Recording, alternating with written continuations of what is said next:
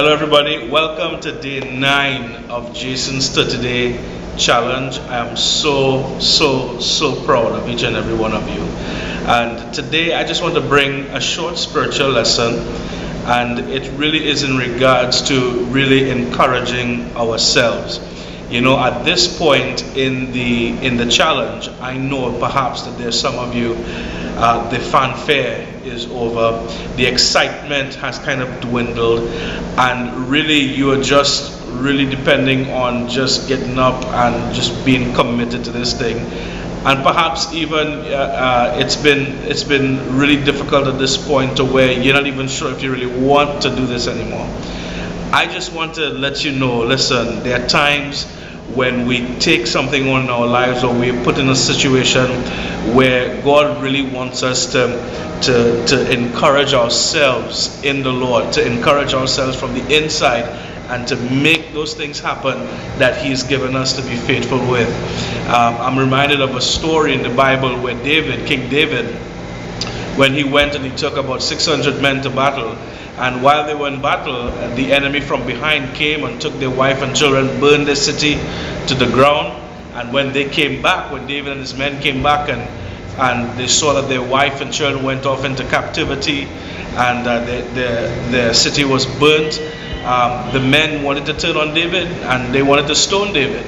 And it was in that moment David encouraged himself in the Lord. Now I know that is a very extreme situation as opposed to what we're doing, but I want that principle to really stay true in your heart, that there are times when nobody's going to be at your side, where nobody's going to be cheering you on, and you feel like you're doing this thing alone.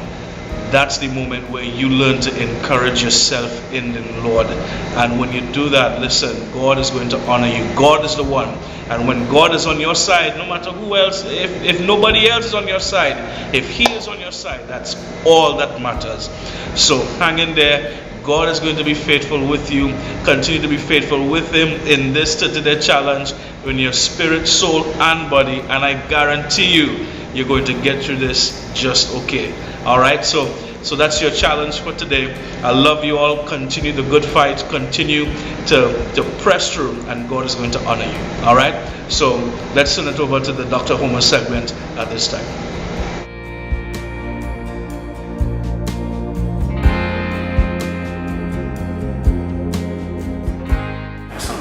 Now, would you recommend, how would I go about doing that on a daily basis? Is it just like one time in a one meal setting, or is this something I have to incorporate through the entire day, like for all the meals? What is the best way? Do I have to substitute the meals for like, for example, we talk about creating a shake, or with all the fruits and everything ground up, and you drink that. Is that in place of a meal, and we're doing that throughout the day, or what do you recommend? Okay. Now, I know they have the 30-day challenge going on, and there's exercise routines and yes. Diet and exercise must always go hand in hand. If, for example, a person is looking to build muscle and cleanse at the same time, they don't go well together. Okay. But it requires for you to build muscle, cleansing foods don't work for that. And so, what I'm saying is general, you don't have to put it in perspective based on what the individual is trying to achieve. But to start the day, you'd want to start the day either with a good fruit bowl, and some fruit juice, or you can start with a good high fiber cereal, and then have some fruit afterwards, and along with some fresh fruit juice. That would be a good way. And then throughout, that would be a good way to start your breakfast. Throughout the day, in between meals, you should have fruit, as well as lots of pure fluids. Right. Now, to do this, if you're doing some very intense exercise, this may not be the most appropriate way to do it, because depending on the intensity of your workout, depending on the length of the endurance of your workout, you need to now augment that. You see, we have to understand this: cleansing and detoxifying your body takes a lot of energy from your body. Right. And if you're going to expend it out in intense exercise, you're going to slow down the cleanse. Okay. So the correct way would be, I will spend a period of time cleansing. Then I'm going to switch gears and start to up my exercise to be more intense, bring my cleansing down to be more minimal, But I would suggest that for only 30 days you don't abandon the cleanse altogether. Just bring it down, take your exercise up, the intensity.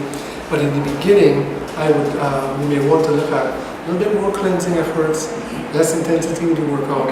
After maybe somewhere in the second week or so, you can then switch it around.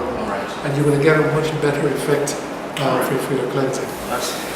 There are people who, in terms of cleansing and detoxification, there are methods that people have. They have therapies out there, cold and hydrotherapies. If you want to go deeper with your cleanse, you can use herbal supplements to help to cleanse the digestive system, cleanse the blood system, help to remove impurities.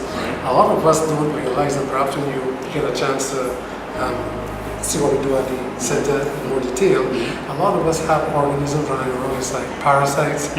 On cable TV, there's this program, Monsters Within Me. Yes, I've seen that, yes.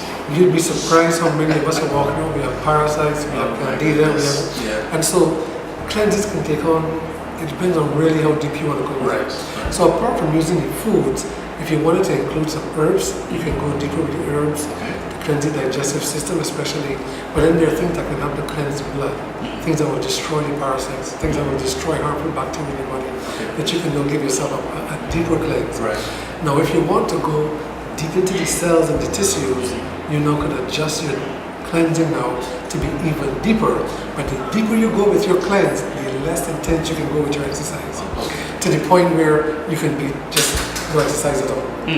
Just go through a period of cleansing and detox, and then you're going really deep now. And that's where you get into more fasting and fluids. And so once you're on that type of diet, and of course you will lose weight as well, particularly fat. But you won't be able to do a whole lot with exercise. So it depends. That's why at the center we like to individualize it for the individual so that they can get the most of your benefits. But definitely lots of fruits, lots of high fluids. So on a daily basis you may want to look at for lunch more something like a salad and a soup rather than heavy food. You see, the more cooked food you eat during the cleanse, the slower the cleansing process of your body will be. The more raw you eat, the more salads, the more greens, the more fruits, the more fluids, the more soups, the more simple it is, the more effective the cleansing is. Excellent. So it really depends on how deep you want to go. Well, I know, and later on, after this 30-day challenge, I really want to explore the real deep-seated cleansing that I know that you all offer. And perhaps maybe one of these days we could actually go into your office and actually see these certain things at work in terms of the different aspects of cleansing and things that you can do to really do a deep detox in your body.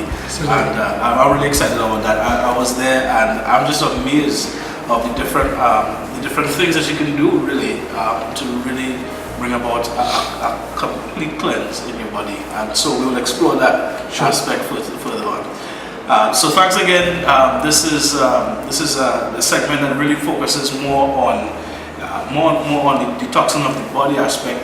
Next, we really want to focus on the mental detoxifying, if you will. And so stay tuned for that. Thanks again for joining.